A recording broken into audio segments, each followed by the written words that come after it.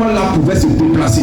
Elle pouvait aller à gauche, elle pouvait aller à droite, elle pouvait s'arrêter, elle pouvait disparaître, elle pouvait réapparaître. Pourquoi? Parce que c'est une étoile qui n'est pas comme les autres, mais elle est rattachée à la destinée de l'enfant Jésus. Donc souvent quand on dit quelqu'un a une étoile, ça parle en fait de ta destinée. Ça parle un peu de ton aura, ça parle un peu de la grâce, ça parle un peu de ce que tu dois accomplir, ça parle un peu de ta position que tu n'as pas encore saisie, ou bien que tu as déjà même saisi. Voilà pourquoi le monde essaie de tricher les choses célestes. C'est pourquoi ceux qui présentent à la télé, ce que le monde vous vend dans les films, ce que le monde vous vend dans l'industrie de la musique, ce que le monde vous vend dans le showbiz, qui finit par les appeler des stars.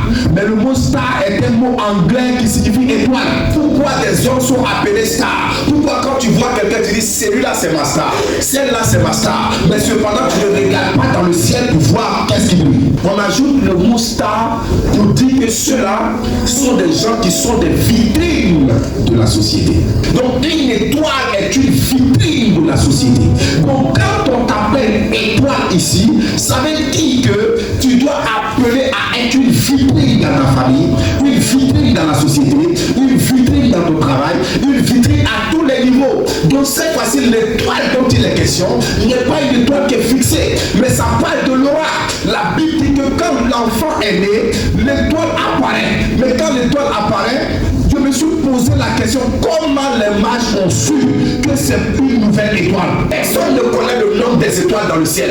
Personne ne sait à combien d'étoiles. Voilà pourquoi quand Dieu s'est révélé à Abraham, il dit regarde le ciel, il faut compter les étoiles. Le nombre d'étoiles que tu vois, si tu peux les compter, et si c'est dans le nombre de la postérité que tu vas avoir. La Bible dit Abraham a regardé le ciel, il n'a jamais pu compter. Mais la Bible dit les mages, et ils ont regardé le ciel, et ils ont vu dans ces milliers d'étoiles là, une nouvelle étoile. Qui vous a dit qu'elle est nouvelle? Qui vous a montré qu'elle a apparu nouvellement? Ils ont appris à étudier les temps, ils ont appris à étudier le monde spirituel, ils ont appris à regarder dans l'esprit et de savoir ce qu'il peut apporter comme aura.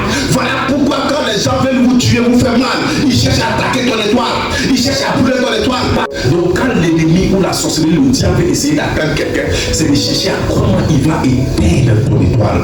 Parce que c'est ça d'abord que Dieu présentera au monde. Parce que nous les hommes, quand on traverse des moments difficiles, on regarde d'abord à ce qu'on vit, on regarde les difficultés, on regarde les problèmes, mais on ne regarde pas demain, on ne regarde pas plus tard. Tu peux souffrir aujourd'hui, 5 ans, 10 ans, 20 ans, ça n'est pas le problème, mais regarde demain, parce que demain, en un jour, Dieu peut changer ta destinée. En une seconde, Dieu peut bouleverser les choses. En un instant, Dieu peut renverser les choses. Si tu veux regarder tes souffrances, frère, il y a des gens qui souffrent la terre plus que toi. Il y a des gens même qui pleurent tous les jours plus que toi. Il y a des gens qui travaillent des choses plus compliquées que toi.